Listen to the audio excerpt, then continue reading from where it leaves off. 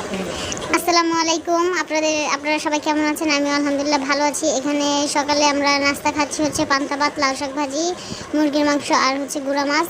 যে গরম, এই গরমে পান্তা ভাত ছাড়া উপায় নেই। আর তার মধ্যে পানি নিয়ে আজকে 15 দিন আমরা মানুষের বাড়ি থেকে পানি নিয়ে আসছি। তার মধ্যে রাস্তা খারাপ, অনেক কষ্ট।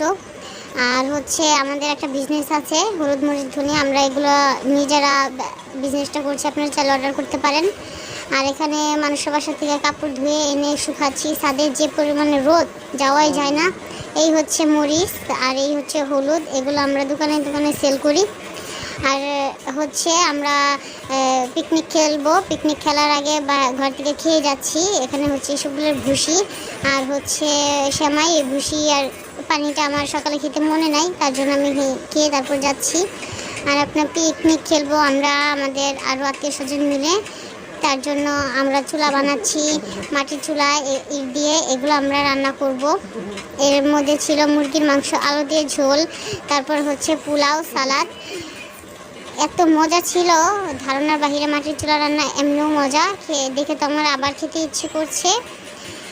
এই যে আলু দিয়ে ঝোল রান্না হচ্ছে আর একটা পোলাও রান্না হচ্ছে।